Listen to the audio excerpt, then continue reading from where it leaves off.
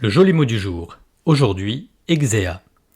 On serait tenté, chers auditeurs, génération que nous sommes, celle qu'une vieille émission de M6 qualifiait de fils de pub, de fredonner, là, maintenant, ce slogan pour une grande chaîne d'origine suédoise spécialisée dans les meubles en kit. Vous voyez de qui je veux parler ? Oui, de fredonner donc ce exéa. C'était trop tentant pour me l'interdire. L'autocensure, vous le savez désormais, ce n'est pas mon genre.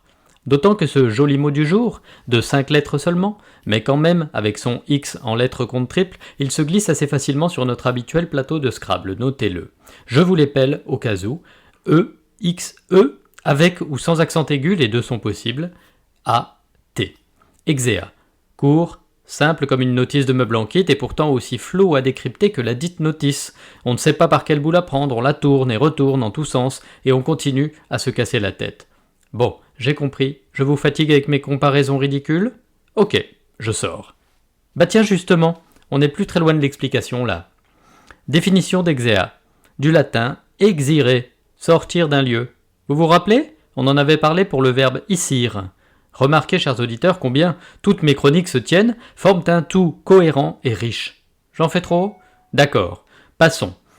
Exire, donc, a donné en latin et dans sa forme impérative exeat, qui veut dire qu'il sorte, mot demeuré inchangé dans notre belle langue française. S'il n'est plus tout à fait un ordre lancé verbalement, il en a conservé le sens. Devenu un nom masculin invariable, un exéa peut désigner plusieurs choses. Premièrement, pour certains fonctionnaires, c'est l'autorisation de la mutation demandée, autorisation de sortie. Deuxièmement, c'est un document administratif attestant qu'un élève a quitté définitivement un établissement scolaire et qu'il est en règle avec celui-ci. L'appellation administrative étant certificat de radiation. En gros, quand il s'est fait virer du bahut, quoi. Et troisièmement, en droit, c'est l'autorisation octroyée par un évêque ou un supérieur religieux permettant à un clerc d'aller exercer un ministère. En gros, va te faire voir ailleurs. On le voit dans un cas comme dans l'autre, l'exéa n'est qu'un morceau de papier officiel pour virer quelqu'un de son plein gré ou pas, ou à l'insu de son plein gré, comme le disait si bien Richard Virenque, lequel pédalait souvent dans la smoule avec les expressions. Richard, si tu nous écoutes, je te conseille de suivre chaque jour cette chronique, tu y gagneras en précision. Tu pourras espérer décrocher le maillot à pois de la langue française.